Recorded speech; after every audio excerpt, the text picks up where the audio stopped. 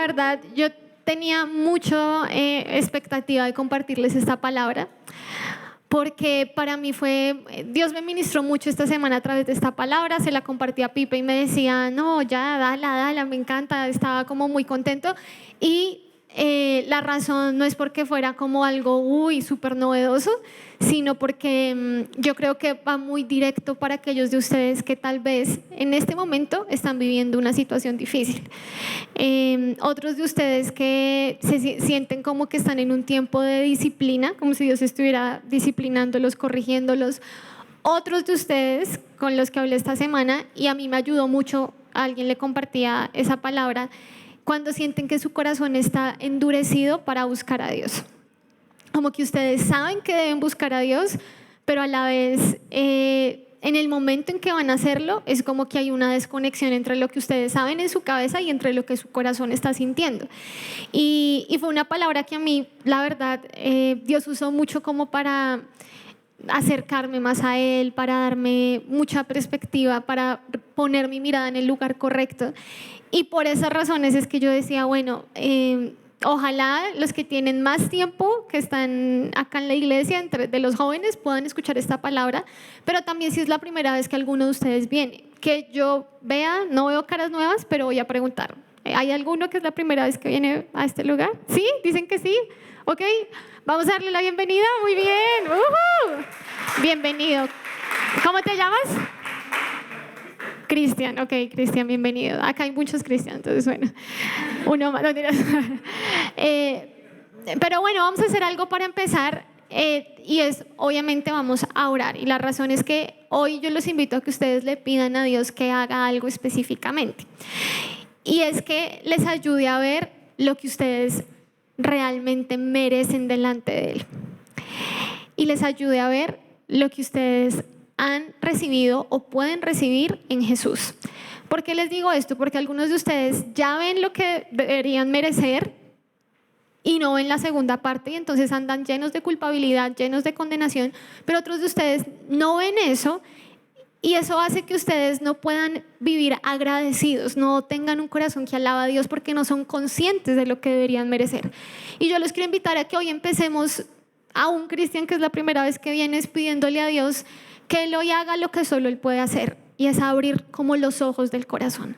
Es como algo que solo Dios hace cuando uno escucha algo y es como si fuera todo para ti. Es como que es tan claro en tu mente, es como si directamente estuviera yendo a tu corazón, como si supieras lo que tienes que hacer. Y eso es lo que yo los invito a que hoy oremos, porque hoy lo que vamos a estar hablando un poquito, el resumen es cómo Dios quebranta para salvar.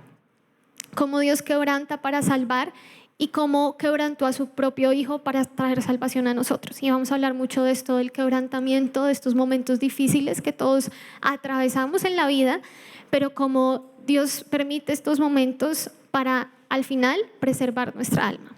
Entonces los invito a que cierren sus ojos y cada uno ahí con sus propias palabras hoy pueda hacer una oración desde lo más profundo de su corazón a Dios, y hoy podamos decirle: Señor, estamos aquí reunidos para buscarte. Nuestro corazón anhela escucharte. Mi corazón quiere escucharte, Dios. Y en esta noche, Señor, nosotros venimos a este lugar pidiendo tu misericordia, pidiendo que tú hagas un milagro en nuestros corazones, que tú hagas lo que solo tú puedes hacer, y es abrir nuestros ojos, los ojos del corazón, para que veamos la verdad de lo que merecemos delante de ti y la verdad de lo que en Cristo recibimos. Yo te pido, Señor, que tú quites todo lo que sea un impedimento para que tu palabra transforme nuestras vidas. Y hoy oro que tú derrames de tu Espíritu Santo, que abra nuestro corazón, que ilumine nuestro entendimiento, que nos acerque a ti, que nos revele a Jesús. Señor, hoy yo pido por este tiempo. Solo tú sabes cómo cada uno de nosotros viene hoy a este lugar. Delante de ti nada es oculto. Tú conoces el estado de nuestra vida, el estado de nuestro corazón, cómo caminamos delante de ti, estemos lejos o estemos cerca. No hay nada que tú no veas. Y tú nos trajiste hoy acá, Señor, yo lo creo, para salvar, porque he creído que hoy es día de salvación, que hoy es día donde a todos los que estamos acá, llevemos poco o mucho tiempo conociéndote, tú puedes abrir nuestro corazón y hacernos ver lo que nunca hemos visto. Así que yo te pido, Padre, hoy haz un milagro en nosotros. En el nombre de Jesús oramos, amén y amén, amén. Entonces, lo primero que les quiero contar un poquito es cómo la Biblia nos muestra que Dios es un Dios que ama fielmente hasta el final. Y este es un amor al cual nosotros no estamos acostumbrados. O sea, cómo funcionan nuestras relaciones interpersonales aquí en el mundo, en la vida real, por decirlo así, no tiene mucho de este amor que es fiel hasta el final. No tiene mucho de un amor que está dispuesto a llegar a las últimas consecuencias con tal de cumplir con el pacto que ha hecho con la otra persona. No solamente estoy hablando del pacto como un matrimonio, sino estoy hablando dentro de la familia, en una amistad. No estamos acostumbrados a la palabra fidelidad, no estamos acostumbrados a un amor que está dispuesto a sacrificarse a sí mismo. Leía y le compartía a Pipe un libro sobre por qué hoy la gente, incluyéndonos, a mí, hablo por mí, le es tan difícil desear tener hijos y tener muchos hijos. Y mucho tiene que ver porque nosotros hemos crecido en una cultura donde casi que el sacrificio es una palabra que no queremos pensar. Es como, claro, tener un hijo implica mucho sacrificio de muchas maneras. Y pues lo digo porque ustedes saben, tengo un hijo, tengo un bebé. Entonces, implica mucho sacrificio y yo pensaba cómo la Biblia nos muestra algo diferente y nos muestra que Dios es un Dios que hace todo lo que tenga que hacer para cumplir el pacto de amor que Él hizo con un pueblo. Porque esa es la historia de la Biblia y hoy yo quiero contarles un poco de esta historia, quiero que se metan en la historia, quiero que piensen si ustedes no conocen la historia completa de la Biblia, pero la Biblia cuenta la historia de un pueblo que Dios elige entre muchos pueblos de la tierra. Es como si hubiera escogido, en esa época pues no existía, pero el pueblo mexicano, como una raza, un pueblo. Y entre todos los pueblos de la tierra, Dios pone sus ojos en un pueblo y a ese pueblo Dios lo aparta, lo elige para decirle, yo seré su Dios. De todos los pueblos de la tierra, yo seré el Dios de ustedes y ustedes serán mi pueblo. No serán un pueblo cualquiera, serán mi pueblo. Y cuando este pueblo empieza a crecer y se vuelve esclavo de otro pueblo que era Egipto, Dios los libera y Dios los saca. Y muchos de ustedes saben la historia de cómo, la Biblia es la historia de cómo Dios empieza a liberar a este pueblo y lo empieza a guiar por un desierto hasta llevarlo a una tierra que Él les daría. Una tierra increíble, una tierra súper próspera, así como que tiene como todos los ideales de un país que va a prosperar. Dios los va a llevar a esa tierra. Y en el desierto Dios hace un pacto con ellos y es un pacto de amor. Y es donde Él les dice, ustedes deben amarme por encima de todo, deben solamente adorarme a mí y yo me comprometo también con ustedes. Es un pacto donde Él les dice, yo los voy a bendecir, yo los voy a proteger, yo los voy a cuidar, o sea, yo voy a ser su Dios y ustedes serán mi pueblo. Y Dios finalmente los lleva hasta esta tierra y en esta tierra habitaban otros pueblos que eran mucho más fuertes que este pueblo que era el pueblo de Israel. Pero Dios pelea por ellos, Dios derrota a sus enemigos, Dios les da esta tierra, o sea, les promete todo y llegan a este país donde ellos pueden empezar a ser una nación que va a ser una nación próspera, que va a ser una nación que no va a tener enemigos. Y cuando ellos llegan ahí y empieza a suceder todo esto, ellos empiezan a prosperar, ellos abandonan a Dios. Y ellos empiezan a tener otros dioses falsos, empiezan a adorar a los dioses que adoraban los demás pueblos. Empiezan a adorar diferentes tipos de dioses y con esa adoración caen en muchas prácticas pecaminosas. Entonces, por ejemplo, en esa época las demás naciones, algo que hoy en día sería una locura, pero en esa época pasaban a sus hijos por el fuego, como que mataban a sus hijos como una manera de dar una ofrenda a su Dios. Y el pueblo de Israel empieza a apartar de tal manera su corazón a Dios que empieza a caer incluso en ese tipo de prácticas. Y esta es la historia que la Biblia nos cuenta. Es una historia que vamos a ver cómo se conecta con nosotros, pero es toda la historia de un pueblo que le había prometido algo a Dios y se aparta completamente de Dios. Entonces, ¿qué sucede? Cuando ellos se apartan, Dios empieza a enviar ciertos hombres, ciertas personas a decirles: arrepiéntanse, vuélvanse a mí, que yo los voy a perdonar. Yo he visto todo lo malo que han hecho. Si ustedes se arrepienten, yo los voy a perdonar. Pero ellos no escuchan. Y no les estoy hablando de algo que pasa por 5 años, por 10 años, por 20 años, no por 100 años, sino que por cientos de años Dios envía lo que se llaman como profetas, personas que hablaban de parte de Dios y les dicen: arrepiéntanse, vuélvanse a Dios, porque si no, Dios dice que Él va a entregarlos a la destrucción, que Él va a abandonarlos y que Él va a traer mal. Y es tanto lo que ellos no escuchaban que empiezan a perseguir e incluso llegan a matar a muchos de estos profetas. Y entonces Dios levanta un profeta como Jeremías, que es de los últimos antes de que llegue aquel día. Y Jeremías les dice: ¿saben qué va a pasar? Si ustedes no se arrepienten, si no nos volvemos a Dios, si no escuchamos lo que Dios nos está diciendo, va a venir un rey de otro país. Y él va a venir y va a invadirnos y va a tomar cautivos a nuestras hijas, a nuestros niños, va a matarnos, va a destruir este país. Si no nos arrepentimos, Dios nos está diciendo: ya los voy a abandonar. Y ellos no escuchan, se burlan, persiguen a Jeremías, y llega el día donde se cumple lo que por tantos años Dios les había advertido. Y cuando llega ese día, llega el rey Nabucodonosor, que era el rey de un gran imperio en ese momento, que era el imperio de Babilonia, y llega e invade su país, la tierra de Judá, el pueblo de Israel.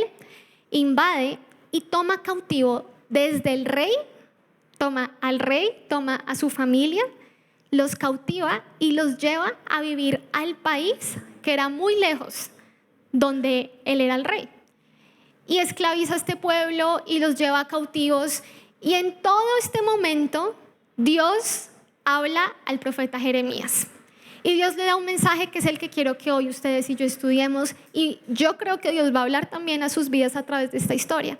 Porque es el momento donde Él llega y Jeremías está en un momento muy doloroso. Un momento donde él ve como el que era el rey es llevado cautivo. Es lo que se llama el cautiverio. Los cautivan.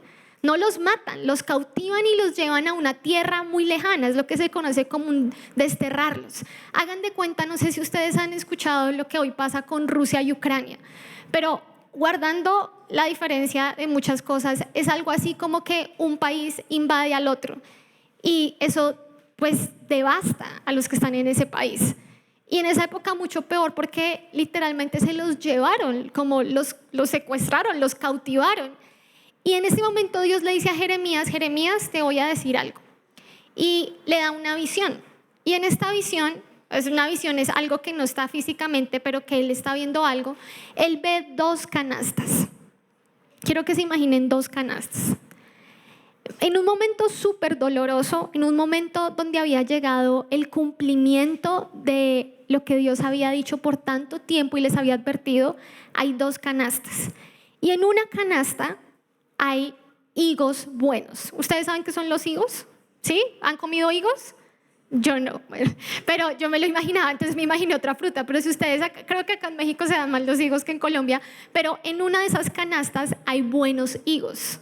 Higos listos para comer, higos dulces, higos perfectos. No perfectos, pero muy buenos. Y en otra canasta están higos malos, tan malos que están podridos. Y Dios le muestra esto a Jeremías y entonces le explica qué significa lo que le está mostrando, y eso es lo que hoy vamos a leer. Así que quiero que lean conmigo lo que en ese momento de tanto dolor, de un momento como histórico, un momento que Dios les había advertido por tanto tiempo, esto es lo que Dios les dice. Y está en Jeremías capítulo 24, en el versículo 4. Si lo tienen ahí, si no, yo se los voy a leer. Los que no tienen Biblia, escuchen esto. Dice, Jeremías dice: y la palabra del Señor vino a mí. Así dice el Señor, el Dios de Israel: a los deportados, o sea, los que habían llevado cautivos de Judá, que yo envié de este lugar al país de los babilonios, los consideraré como a estos higos buenos. Los miraré favorablemente y los haré volver a este país. Los edificaré y no los derribaré. Los plantaré y no los arrancaré.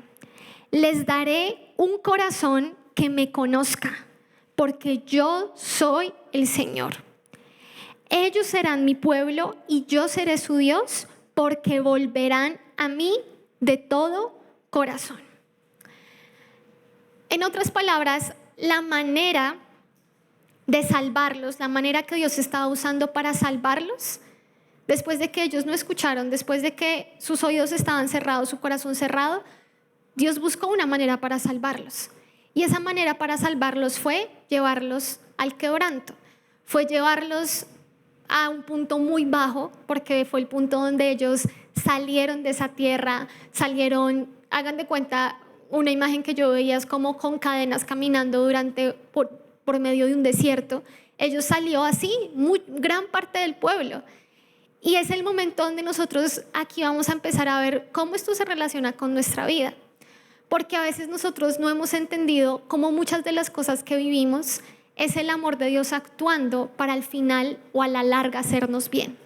Si ustedes se fijan, es una locura que Dios le está diciendo a un pueblo que fue tan rebelde, a un pueblo que fue tan malo en su corazón contra Dios y contra otros, porque ellos habían caído en cosas horribles, injustas, que luego ustedes pueden leer en la Biblia, pero el punto es como Dios dice, ¿saben quiénes son esta canasta de buenos higos? Son los que yo hice. Si ustedes leyeron con atención y son buenos lectores, dice, yo los envié, yo los desterré, yo los saqué de este país. Y los saqué no para arrancarlos, los saqué no para derribarlos, los saqué para plantarlos, para edificarlos. Y es más, ellos van a volver a este país. Pero cuando vuelvan, van a tener un corazón que me conoce. Yo seré su Dios ahora sí, porque ellos se volverán a mí de todo su corazón. Y a mí me impresionaba mucho la manera en que Dios actúa, porque es una manera que solo el amor puede actuar. El estar dispuesto, y Jeremías usa otra metáfora, como cuando un alfarero, un artesano, hagan de cuenta, tiene una vasija en sus manos y la vasija se daña. Hagan de cuenta que se le hace una quebradura y ya no es una vasija que sirve. Entonces el alfarero la rompe, pero esto es lo que Dios hace. Que en vez de romperla y abrir el bote de la basura y botar los pedazos y agarrar nuevo material y hacer otra, lo que Jeremías dice es que Dios agarra esa vasija, la rompe y con esos pedazos hace una nueva vasija. Y es ahí donde nosotros vemos el amor y la misericordia de Dios. Dios tuvo que desechar a este pueblo.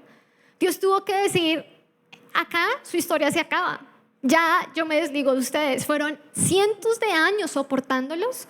Así que en este momento que se los lleven cautivos, secuestrados y bueno, ya como que vamos a ver qué pasa con ustedes. Tal vez este pueblo se acabe y tal vez nunca más exista este pueblo. Pero lo que Dios hace es llevarlos a ese punto para transformarlos.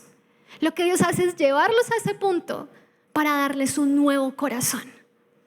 Y yo quiero que ustedes piensen, tal vez en medio de ustedes hay algunos que se encuentran en situaciones donde o han pasado cosas en su familia, con gente que ustedes aman, en sus propias vidas, donde parece que están en ese punto de quebranto, en ese punto donde uno dice, ¿y ahora qué?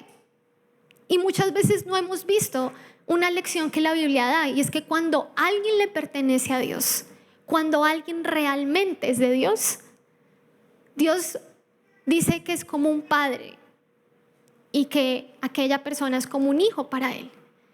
Y yo ahorita que, bueno, con Pipe estamos orando como todo el tema de la disciplina con Timothy, cuando empezar, cómo hacerlo, yo estaba pensando, claro, es algo que a mí no me gustaría disciplinar a mi hijo, pero que si yo lo amo lo voy a hacer por una razón, es porque a la larga estoy buscando un mayor bien para él. Tal vez va a llorar 2 minutos, pero a través de eso yo estoy guiándolo por un mejor camino. Yo estoy creyendo que cada vez que yo lo corrijo y que yo lo disciplino, yo le estoy diciendo, eso no te va a hacer bien a la larga, es algo que tienes que cambiar. Y lo que nosotros a veces no vemos es por qué la Biblia dice que aquel que Dios lo disciplina tiene que verlo como un acto de amor.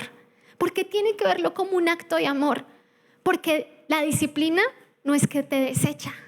La disciplina es que te transforma. La disciplina es que está diciendo, te voy a transformar, te estoy dando otra forma, te voy a hacer de nuevo. No te estoy diciendo no sirves, hazte a un lado y ya, ¿qué va a pasar con tu vida? No tengo ni idea. Sino que cuando Dios disciplina, lo hace como un padre que ama a su hijo.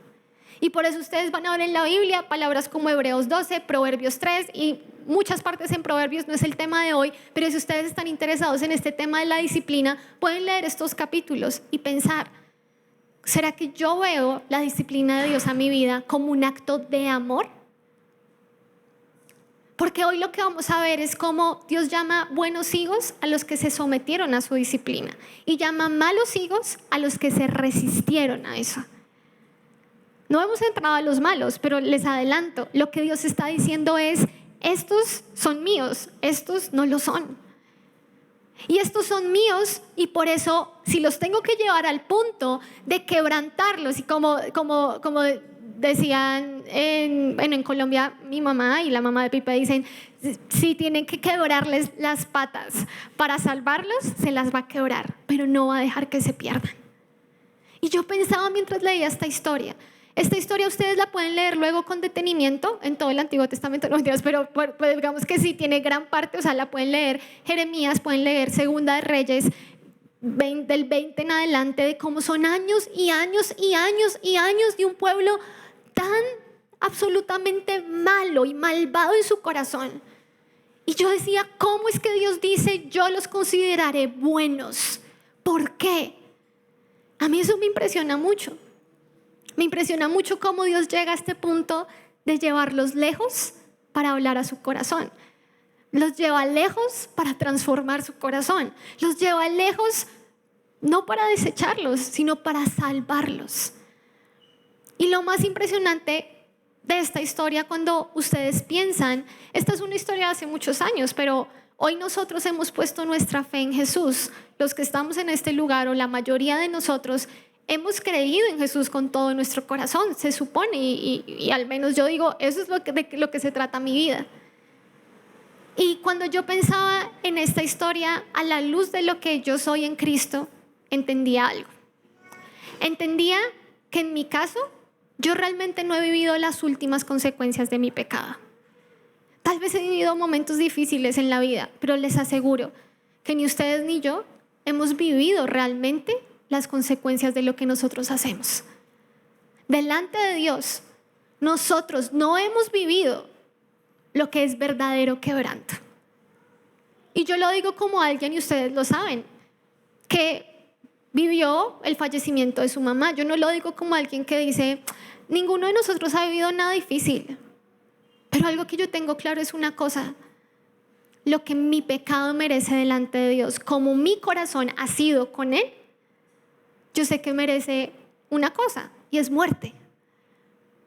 Y cuando yo pienso en esta historia, yo pienso, yo puedo ser ese pueblo que Dios ha tenido tanta paciencia, pero en vez de literalmente decir, ¿sabes qué? Hasta acá, Dios hizo algo. Y es que alguien más vivió, por así decirlo, ese destierro por mí. Alguien más fue quebrantado para que yo fuera salva, y ese es Jesús. Jesús fue quebrantado para que ustedes y yo recibiéramos una cosa, un nuevo corazón, que es salvación. Porque ¿cómo es que Dios salva? ¿Cómo es que Dios salvaría a este pueblo? ¿Cómo es que Dios te salva tú que estás acá por primera vez o llevando mucho tiempo acá? ¿Qué es que Dios te salve? Y esta palabra lo deja muy clara, y si la tienen ahí lo van a poder ver clarísimo. Dice, les daré un corazón que me conozca. ¿Saben Dios cómo estaba obrando este destierro? ¿Cómo Dios estaba obrando el cautiverio de ellos para su bien? ¿Cómo los estaba salvando a través de esto? Dándoles un corazón que pudiera conocerlo a Él. La perdición del ser humano está en su corazón. Ahí es donde está la perdición, en su corazón. Un corazón que no puede conocer a Dios, un corazón que no puede amar a Dios, un corazón que no puede obedecer a Dios, porque es un corazón que no es atraído hacia Dios. Por eso la salvación de alguien es un cambio de corazón. Es tener un corazón, como dice esta palabra, que conozca, que dice que se vuelva a Él. Dice, porque se volverán a mí de todo corazón. Un corazón donde Dios es verdaderamente el Dios de esa persona.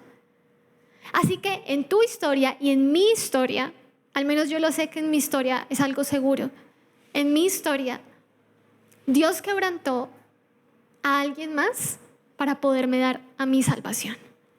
Dios quebrantó a su propio hijo. Dios no quebrantó a alguien extraño para salvarme a mí. Dios quebrantó a su propio hijo para que yo pudiera conocerlo a Él. Para que yo tuviera un corazón. Poderlo conocer no es que tú estés acá y estés escuchando. Claro, yo sé que todos aquellos que están escuchando esto, lloraba mucho y pensaba, sé que el que se siente acá es porque, Señor, tú quieres que escuche esto. No sé cómo, yo no tengo las mejores palabras, pero yo sé que es tu palabra. Y yo sé que la palabra de Dios es suficiente para que hoy algo pueda pasar en tu corazón, porque tal vez tú ni te das cuenta. Y no te das cuenta porque no tienes un corazón que para conocer a Dios. Pero esto es lo que yo decía, es mi propia historia. Es mi propia historia que Dios quebrantó a su propio hijo para salvarme a mí. Y hay un verso muy claro en la Biblia que habla de esto, que es Isaías 53. Y yo pensaba tanto una y otra vez, los que me conocen muchos saben que yo les hablo con alguna frecuencia de este capítulo, pero es que es muy claro. No lo digo yo. Mira lo que dice la Biblia en Isaías 53. Dice, pero Él, hablando de Jesús, fue herido por nuestras transgresiones. Él fue molido por nuestras iniquidades. Dice el verso 5. El castigo por nuestra paz fue sobre Él. O sea, quiero que miren acá un momento. Es todo el tiempo como esto de Él y nosotros, Él y nosotros. ¿Sí ven esta dualidad que está hablando estos versículos? Pero Él fue herido por nuestras transgresiones, pero Él fue morido por nuestras iniquidades, pero el castigo de nuestra paz cayó sobre Él, y por sus heridas tú y yo fuimos sanados. O sea, nuestro corazón fue sano de lo que hoy vamos a estar hablando. Fue sano de esa dureza que tú no te puedes quitar. Fue sano de esa idolatría de la cual no puedes salir. Fue sano de esas falsas refugios y esas falsas esperanzas en las cuales tú te abrigas. Fue sano del pecado. Y dice algo más. Dice, todos nosotros nos descarriamos como ovejas. La Biblia dice todos nosotros nos descarriamos. Tu corazón se ha descarriado. Tu corazón se ha extraviado de Dios. Dice la Biblia, nos apartamos cada cual por su camino. Pero el Señor, miren lo que hizo Dios, pero Dios hizo que cayera sobre Él,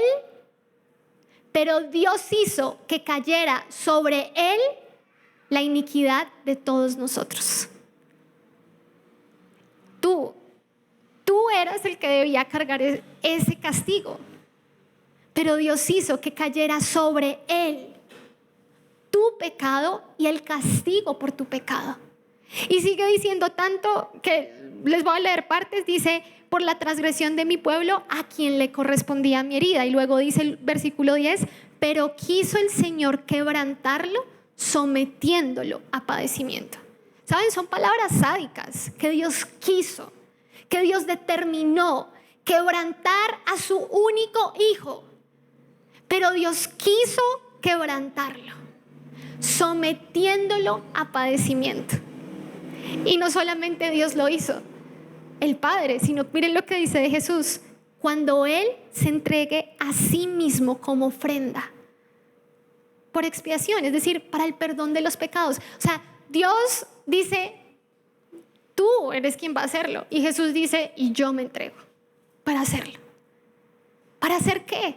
Para ser quebrantado en tu lugar, para ser quebrantado. Tú que dices, es que esto que estoy viviendo es tan difícil, Dios dice, te aseguro que hay momentos que te disciplino, hay momentos donde tengo que llevarte a puntos para transformarte, pero te aseguro que eso no es el juicio de Dios. Te aseguro que eso se llama misericordia. Te aseguro que cuando el juicio de Dios viene sobre alguien, no es para transformarlo, es para destruirlo. Es cuando ya no hay tiempo para arrepentirse. No está formando un corazón, no está formando una vida. Está diciendo, te abandono a tu locura.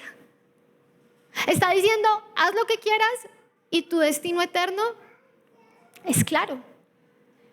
Pero lo que Dios hizo en Jesús por nosotros es tan diferente.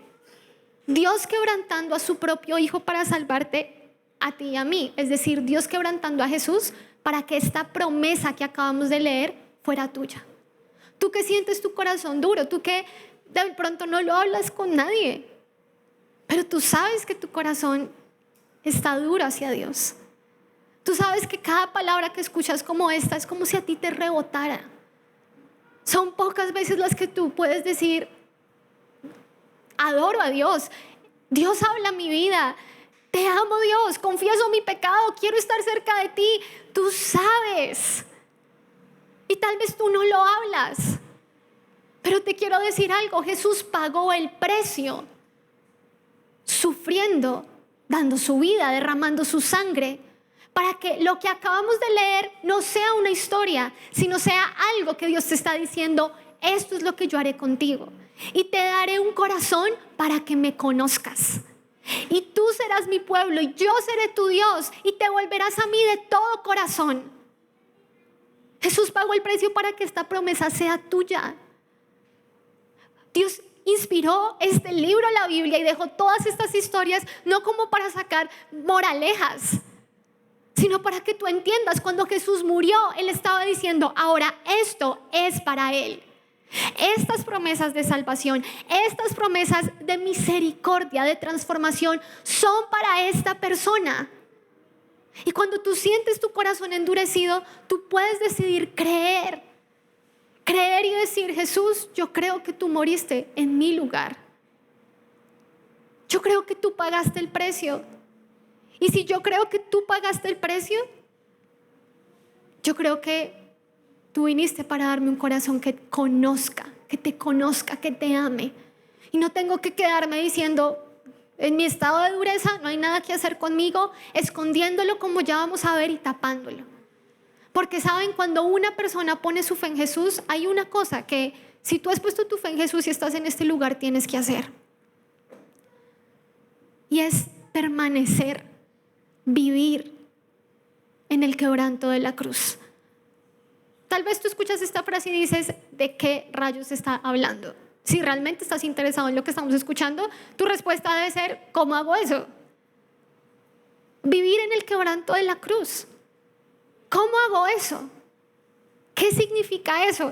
Y para eso, igual vamos a seguir un poquito con la historia, porque si ustedes recuerdan, habían dos canastas, ¿cierto?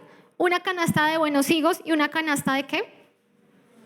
Malos higos, que dice que estaban podridos, o sea, malos, como cuando algo ya se dañó y no hay nada que hacer sino botarlo. Y entonces vamos a leer a continuación, pero les quiero explicar. Dice que los higos malos fueron los que huyeron a Egipto. Hagan de cuenta, bueno, no vamos a ponerlo con este lugar, pero como cuando Rusia invadió a Ucrania y mucha gente, no estoy diciendo que ellos son los que salieron a Egipto, es para que se ubiquen como se imaginen algo. Muchos salen huyendo al país vecino. El problema acá es que Dios por mucho tiempo les había dicho, cuando venga aquel día, por cuanto ustedes no me escucharon, ustedes tienen que vivir este tiempo de cautiverio. Pero muchos de ellos dijeron, nosotros podemos escapar de lo que Dios ha determinado. Y dice que muchos de ellos huyeron a Egipto diciendo, acá estamos seguros, acá nosotros no vamos a vivir el castigo, la disciplina, no vamos a vivir el quebranto, aquí nosotros estamos bien. Y Dios dice que los higos malos son aquellos que se fueron a Egipto, que se quedaron en esa tierra, porque hay otros que logran escapar. Y entonces hagan de cuenta que el rey tenía un tío, y el rey, ustedes saben que fue llevado cautivo. Y Nabucodonosor, el que invade, nombra a este tío rey. Y este rey, que se llamaba Sedequías, él se queda como el rey, él dice vamos a estar bien, y se queda con otra parte del pueblo que lograron como escapar de lo que realmente tenían que vivir. Y dice la historia que este rey, este tío que se quedó varios años ahí, fue tan malo delante de los ojos de Dios. Y Dios lo llama a él ese higo malo. Y quiero que lean conmigo qué pasa con estos higos malos. Entonces dice el versículo 8. Pero como a los higos malos que de podridos no se pueden comer, así dice el Señor. De la misma manera abandonaré a Sedequías, ya saben quién es Sedequías, rey de Judá, a sus oficiales, a los que se quedaron en Jerusalén y a los que habitan en la tierra de Egipto. Los haré motivo de espanto y de calamidad para todos los reinos de la tierra, de oprobio, de refrán, de burla y maldición en todos los lugares a donde los dispersaré. Y enviaré sobre ellos espada, hambre, pestilencia, hasta que sean exterminados de la tierra que les di a ellos y a sus padres. Es fuerte, ¿no? No son bueno, viernes en la noche, increíble, ¿no? O sea, enviaré sobre ellos espadas, son cosas que uno dice, bueno, ¿qué tiene que ver conmigo? ¿Cómo esto me motiva? ¿Qué pasa con mi vida? Pero hay una lección enorme que aquí Dios nos está dando. Porque yo anotaba acá, ellos fueron los que, entre comillas, se lograron escapar. Ellos fueron los que, entre comillas, ahora estaban seguros. Pobrecitos los que habían sido llevados cautivos, ellos no. Ellos fueron aquellos que Dios los llama malos higos, porque no se habían sometido a lo que Dios había determinado como su disciplina. Y entonces algo pasaría, porque eran malos higos, porque no serían transformados. Quiero que entiendan algo. Si ustedes han seguido el hilo de esta historia que tiene como metáforas y analogías, piensen algo. Los buenos higos no eran buenos. Este es el chiste del punto, que uno dice, ¿cómo Dios los llama buenos? Ellos no eran buenos.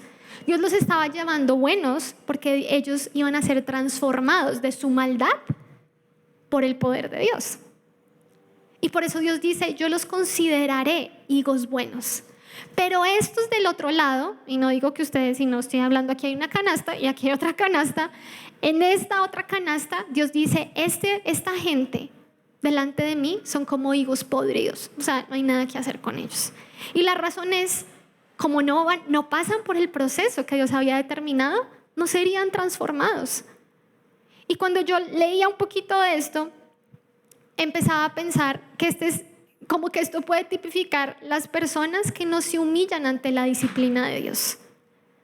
Son las personas que mucho menos se refugian en la cruz de Cristo, porque la cruz de Cristo es humillación. Son las personas que literalmente buscan falsos refugios, como lo hizo la gente que logró escapar a decir, uy, a mí sí no me va a alcanzar esto. Buscan falsos refugios para tapar su maldad y su pecado. Ellos eran malos y lo que hicieron en vez de ser procesados por Dios fue escapar. Pero Dios dice, el fin de ellos iba a ser destrucción. Los otros no van a ser destruidos al final, pero ellos sí serán destruidos. Para ellos no hay ningún tipo de esperanza. Y es la gente, y aquí yo he notado algunas cosas a las que todos nosotros nos podemos identificar, porque todos nosotros somos tentados a refugiarnos en algo más para tapar nuestro pecado y para arreglarnos a nosotros mismos. Es como los que se refugian en la religiosidad para tapar su pecado. Es como los que se refugian en su servicio, en su trabajo, en el ministerio, en sus amistades, en una reputación, en un conocimiento, para no tener que lidiar con una palabra que la cruz de Cristo dice, y es la palabra humillación. La cruz de Cristo vino a cambiar muerte por vida, pero el camino para llegar a eso es la humillación. La cruz era un símbolo de vergüenza. Es vergonzoso. Vergonzoso. La cruz era un símbolo de maldición, de vergüenza, de humillación. Y hasta el día de hoy lo es. Porque la cruz de Cristo te implica pensar en tu pecado y confrontarlo. Te implica pensar en lo que tu pecado le hizo a Jesús. Te implica lidiar con la vergüenza de descubrir las cosas horribles de tu corazón. La cruz de Cristo es humillación. Y lo que aquí esta palabra nos está enseñando es que todo aquel que va y se refugia a otro lugar para no tener que ser humillado. No hablo de que alguien te humille, hablo de tu propio corazón. Si algo el corazón humano detesta es la humillación. Si algo ama naturalmente es el orgullo, la exaltación. Por eso la cruz es algo contraintuitivo. Por eso la cruz es algo que no tiene mucho sentido para aquel que no ha nacido de nuevo, para aquel que realmente no ha puesto su fe en Jesús y ha recibido al Espíritu de Dios dentro de sí, porque tengo que humillarme. Es como bajarte de nivel. Es como caminar de una manera humilde. La cruz de Cristo incluso te lleva a caminar de una manera humilde con otros, porque te deja muy claro tu pecado, porque es luz y todo en ti es expuesto, porque no hay lugar para que hayan cosas ocultas en tu corazón. Pero estos malos higos, y quiero que lo recuerden, son aquellos que creen que pueden arreglarse a sí mismos. Para mí era tan claro, yo decía, claro, en nuestro momento, en nuestra época, no es que estemos saliendo a Egipto, pero salimos a otras cosas como diciendo, tengo que llegar a Dios cuando yo esté arreglado. Esto de tener que confrontar mi pecado, esto de tener que confesarlo, esto de tener que como que exponer lo que está en oscuridad en mí, no me gusta. Y entonces huyo y me escondo detrás de algo más, llámalo lo que sea en tu vida. Te repito, puede ser el que tú creas que conoces y a través de tu religiosidad y de lo que tú de memoria sabes de la Biblia, tú aparentas con otros para no tener que confrontar lo que está oscuro en ti. Entonces aparentas con otros para no tener que lidiar con lo que sabes que en ti tiene que ser quebrantado, tiene que ser roto y tiene que ser hecho nuevo. Pero por supuesto que eso no nos gusta. Son aquellos que creen que en sus fuerzas pueden tapar, pueden cambiar, pueden disimular, pueden postergar, pueden decir para después. En algún momento Dios lo hará conmigo, pero esto de tener que confesar, esto de tener que arrepentirme, esto que implica humillarme, es como que no es para mí. El quebranto de la cruz no es para mí. Hay un verso en Hebreos 13 que dice que Jesús, para santificar a su pueblo con su propia sangre, sufrió fuera de la ciudad. Y Hebreos dice, por tanto nosotros salgamos fuera de la ciudad, está hablando de una analogía, salgamos fuera de la ciudad y llevemos la deshonra, el oprobio que él llevó. A este tipo de gente, esta parte de la Biblia hay que saltarla, porque la cruz de Cristo no son solo cosas buenas para mí. ¿Por qué tengo que llevar el oprobio de Cristo? Porque es que la cruz es eso. La cruz implica negarte a ti mismo. La cruz implica decirte no. La cruz implica, en muchos casos, incluso que otros se burlen y que otros piensen que tú eres un tarado, que tú no tienes mente, que tú no tienes inteligencia y un montón de cosas que implica el llevar el quebranto de la cruz. Y cuando yo pensaba en esta palabra, pensaba, ¿por qué esta gente Dios los llama higos podridos? O sea, lo podrido pues se tira al bote de la basura. ¿Por qué? Y pensaba en nosotros y decía, claro, solo hay un camino para ser salvo y ese camino tiene forma de cruz. Y cuando alguien huye de lo que es su camino de transformación, ya no tiene otra cosa que pueda transformarlo, no tiene salida, no tiene opción. Y tanto es así que cuando yo pensaba en esta palabra, pensaba que la cruz, que como les decía es un símbolo de vergüenza, es un símbolo de humillación, es esa parte que muchos queremos saltar. No nos gusta recordar y leer en esas partes de la Biblia que hablan de cómo Jesús fue crucificado. No, gracias, esa parte no es para mí. Esa parte es precisamente donde Dios ve a alguien y le dice, tú eres un buen higo y yo te voy a plantar y yo te voy a edificar. Es ahí. Y quiero que recuerdes esto de verdad de todo tu corazón, si tú luchas con esto de humillarte, si tú sabes que para ti el orgullo es algo que llena tu corazón y lo ves en tu trato con otros y lo ves delante de Dios, y parte de tu dureza es que tu corazón ha sido un corazón siempre lleno de orgullo. Y siempre recuerda esto, es en la humillación, como fue este pueblo, en la humillación cuando fue llevado cautivo, es en la humillación. No iba a ser humillación pasar de estar en el palacio real, ser un rey, ser de la familia real, a ser un esclavo en otra nación. Era humillación.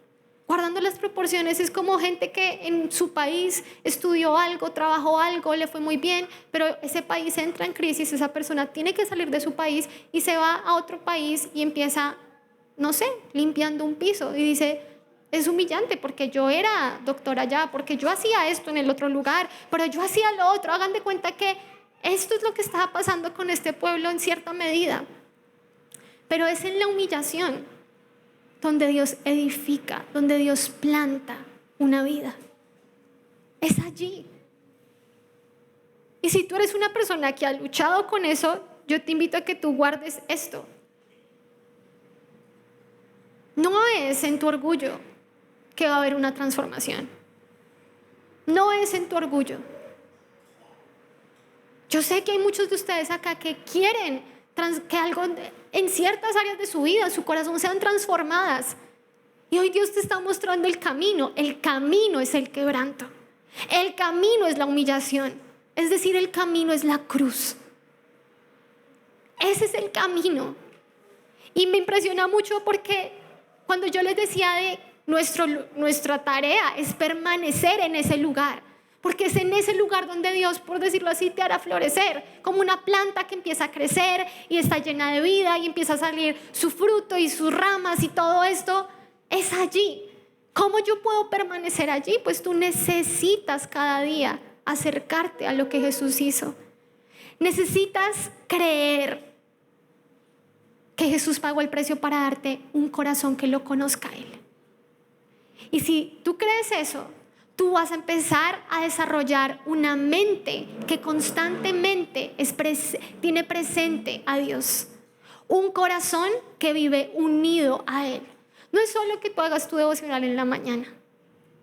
Permanecer en la cruz. Vivir en la cruz de Cristo. Vivir allá. Es que tú todo el tiempo seas consciente de lo que Cristo hizo por ti y todo lo que entonces tú haces en tu día a día, desde lavar un traste, desde lo más sencillo, lo haces por amor a Él. Porque tú sabes cuánto Él te amó. Porque tú sabes que cada día que tienes en esta tierra es un regalo de misericordia. Porque tu corazón camina en humildad.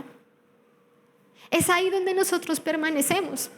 Y saben, yo anotaba algo y de todo corazón se los digo, yo en mi tiempo y de pronto ahorita cuando oremos, aquellos de ustedes que quieran orarlo, los animo mucho a que lo hagan. Y es pídanle a Dios que les enseñe a vivir en la cruz. Tal vez es algo que tú en este momento dices, no, es como si me estuvieran hablando en mandarín, no tengo ni idea de qué es lo que ya todos los días pedirle a Dios que me haga vivir en la cruz. Pero cuando oremos, el Espíritu Santo, el Espíritu de Dios es real.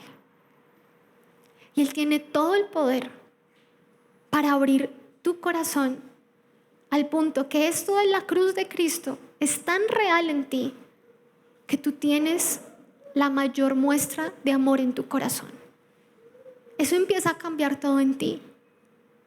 Y tu deseo, aunque nadie entienda lo que significa esta frase, tú vas a poder orar genuinamente diciéndole a Dios, enséñame a vivir en la cruz. Va a ser algo real para ti. Va a cambiar tu manera de relacionarte con otros. Va a hacer que tú seas más humilde y que cuando alguien te corrige y que cuando Dios mismo usa circunstancias para decirte ese no es el camino, te tengo que atraer, esa no es la manera, te tengo que atraer, tu corazón se está yendo de mí, te tengo que atraer, te estás extraviando, te tengo que traer, tú vas a verlo como un acto de amor y vas a poder decir, Señor, gracias. Porque cuando tú quebrantas para salvar. Y el mejor ejemplo de eso lo vi en tu Hijo Jesús. Y entonces, ¿qué pasa ¿cuál fue el resultado con este pueblo? Para aquellos de ustedes que no saben la historia, este pueblo, allí en el exilio, allí desterrados, en ese lugar lejano, Dios cambia el corazón. Y son 70 años donde ellos iban a estar allá, pero Dios había prometido: yo los haré volver a este país. Y es el momento donde, para aquellos de ustedes que han leído la Biblia, se levantan personas como Daniel. Daniel fue uno de los que fue llevado cautivo siendo muy joven. Pero allí, en el destierro, allí en el exilio, Daniel es un ejemplo de lo que Dios hace en medio del quebranto. Se levanta un Esdras, un Nehemías, todas esas historias son de esa época y ellos vuelven. Y es una generación que vuelve con un corazón diferente. Un corazón que podía conocer a Dios. Y mi deseo, lo que yo oro que Dios haga en esta noche, es que te dé fe para creer que Él pagó el precio para a ti darte un corazón que lo conozca. ¿Saben? Conocer a Dios es la cosa más asombrosa que alguien puede hacer. Es aquello para lo cual fue creado. El ser humano fue creado para conocer a Dios, porque cuando lo conoce, no hablo de conocer a alguien como cuando tú dices: ay, ya nos conocimos, hola, ya sé quién eres. Hablo de una relación, hablo de comunión, hablo de unión. Cuando la Biblia habla en términos de conocer a Dios, la palabra tiene que ver con unión, como un matrimonio, como cuando dos se hacen uno, como una unión inseparable, inquebrantable.